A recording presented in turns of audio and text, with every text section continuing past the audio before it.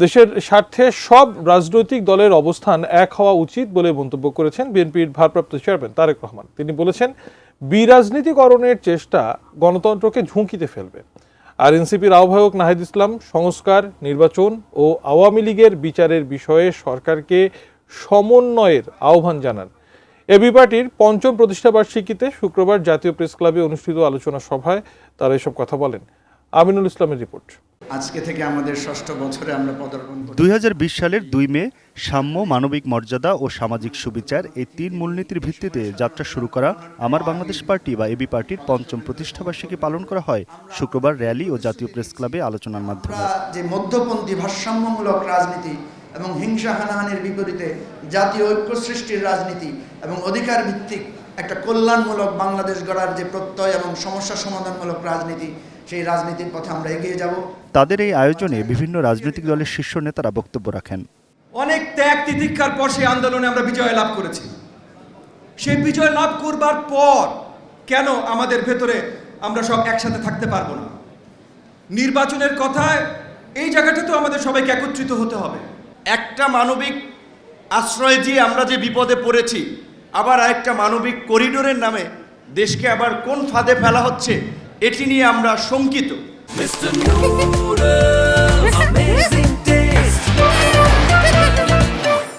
এটি নিয়ে আমরা উদ্বিগ্ন। অন্তর্বর্তী সরকার মৌলিক প্রশ্নে কনসেনসাসের উপরে দাঁড়াবে, সেইটাই আমাদের আকাঙ্ক্ষা।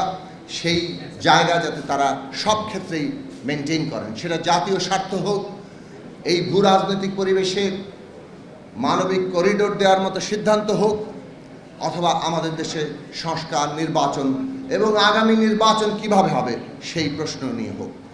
এ সময় জাতীয় নাগরিক পার্টির আহ্বায়ক নাহিদ ইসলাম বলেন, আওয়ামী লীগের নিবন্ধন বাতিল করে দলটির সাংগঠনিক কার্যক্রম নিষিদ্ধ করা জরুরি হয়ে পড়েছে।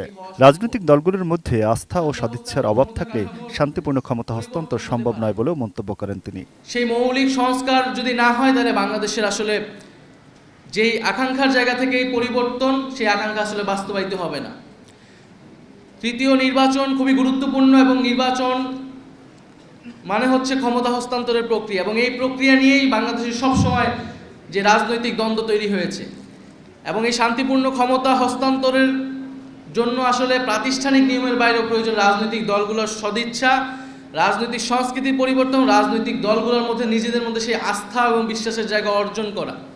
সেই আস্থা ও বিশ্বাসের জায়গা যদি অর্জন না হয়, তাহলে শান্তিপূর্ণ ক্ষমতা হস্তান্তরের যেই সংস্কৃতি, সেটি বাংলাদেশে আমরা চালু করতে পারবো না।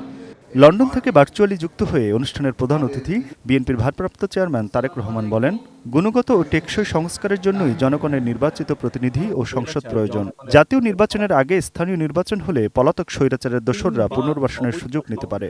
তাই সংসদ নির্বাচনের রোডম্যাপ ঘোষণা করতে অন্তর্বর্তী সরকারের প্রতি আহ্বান জানান তিনি।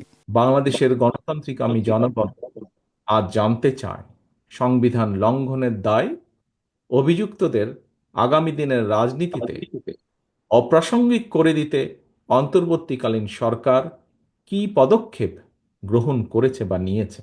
জনগণের ভোটে নির্বাচিত সরকার আগামী দিনে অবশ্যই সংবিধান লঙ্ঘনের দায় অভিযুক্তদের বিরুদ্ধে আইনগত ব্যবস্থা নেবে। লুটপাট আর দুর্নীতির শত শত কোটি টাকা হাতে নিয়ে সারা দেশে পলাতক স্বৈরাচারের দোসররা পুনর্বাসিত হওয়ার সুযোগের অপেক্ষায়। স্থানীয় নির্বাচন পলাতক স্বৈরাচারের জন্য পুনর্বাসিত হওয়ার একটি সুবর্ণ সুযোগ। বিভিন্ন রাজনৈতিক দলের শীর্ষ নেতাদের সাথে নিয়ে কেক কেটে উদযাপন করা হয় প্রতিষ্ঠাবার্ষিকীর এই আয়োজন। Aminul Islam, ATN news, Dhaka.